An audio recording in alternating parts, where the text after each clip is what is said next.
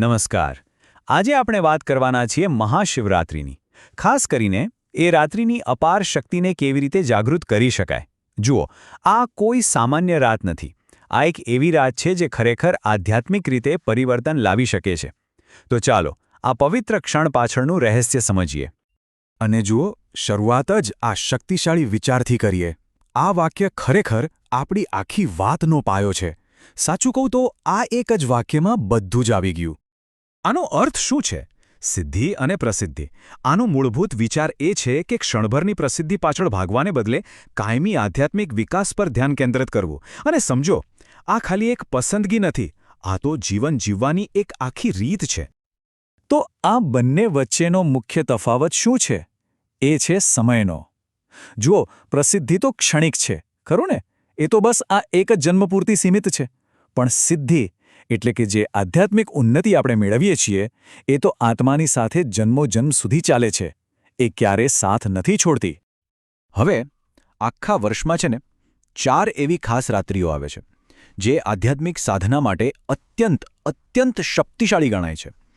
આ કોઈ સામાન્ય રાતો નથી, બિલકુલ નહીં. આ તો જાણે ઊર્જાના એવા વિશેષ સ્ત્રોત છે જે આપણા માટે ખુલી જાય છે. અને એમાંથી જ એક છે મહાશિવરાત્રિ. આ એ જ રાત છે જેની આપણે વાત કરી રહ્યા છીએ. આ એક એવી અનોખી તક છે જોડાણ અને પરિવર્તન માટે.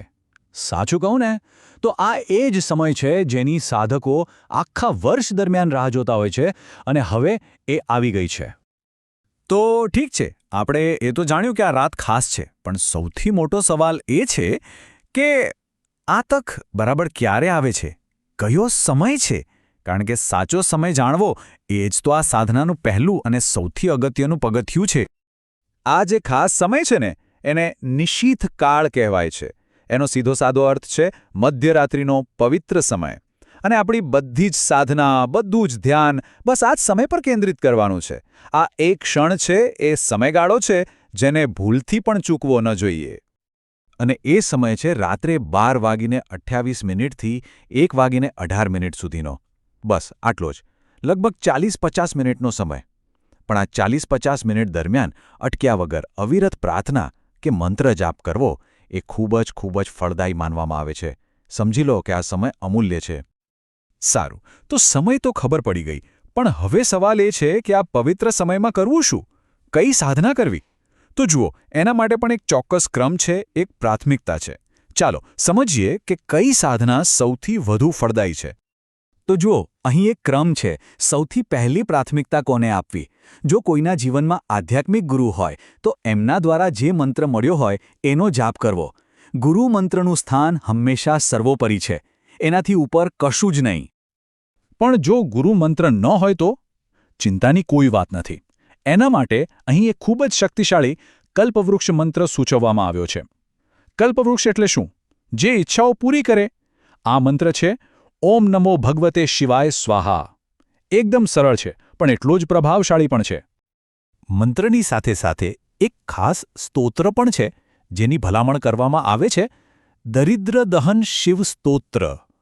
જુઓ, એના નામમાં જેનો અર્થ છુપાયેલો છે, દરિદ્રતાનું દહન કરનાર, એટલે કે દુઃખ અને ગરીબીને દૂર કરવાની શક્તિ આ સ્તોત્રમાં છે. અને આ સ્તોત્રની ભલામણ શા માટે? કારણ કે એ જીવનની એવી સમસ્યાઓ પર સીધી અસર કરે છે જે લગભગ દરેકને સતાવતી હોય છે. જેમ કે ગરીબી દૂર કરવામાં મદદ કરે, ઘરમાં ચાલતા કંકાસ અને ઝઘડાઓને શાંત કરે, બીમારીઓમાંથી મુક્તિ અપાવે અને ઘરમાં સમૃદ્ધિ લાવીને એને ટકાવી પણ રાખે.